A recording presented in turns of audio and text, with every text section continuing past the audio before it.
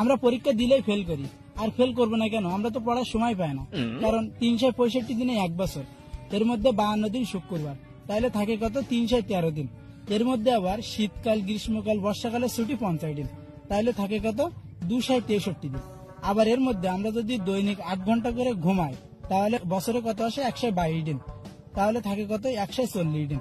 আবার এর মধ্যে যদি 1 ঘন্টা করে আমরা খেলার পিছনে ব্যয় করি, তাহলে কতদিন আসে? 15 দিন। 15 দিন বাদ দিলে কত আসে? 126 দিন। এর মধ্যে যদি 2 ঘন্টা করে খাওয়ার, গোসল করার পিছনে ব্যয় করি, তাহলে 30 দিন চলে যায়, তাহলে থাকে কত? 96 দিন। এর মধ্যে আমরা প্রত্যেক দিন কথা বলার পেছনে 1 ঘন্টা করে ব্যয় করি, তাহলে বছরে কতদিন হয়? 15 দিন। তাহলে 15 দিনও যদি বাদ দেয়, তাহলে থাকে কত? 81 দিন। এর মধ্যে আমরা পরীক্ষা দেই খালি 35 দিন, তাহলে থাকে কত? 46 দিন।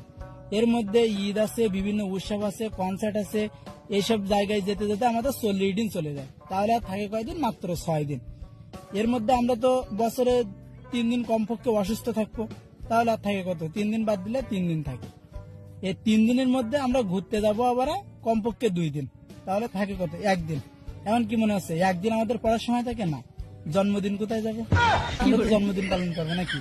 তার মানে জন্মদিনেও 1 দিন চলে যায়, তার মানে আমাদের পড়ার সময় পায় না। তো তাহলে আমরা পরীক্ষায় ফেল করবো না কেন? এই জন্য আমরা পড়ার সময় পাই না বলে পরীক্ষায় ফেল করবো, ঠিক আছে?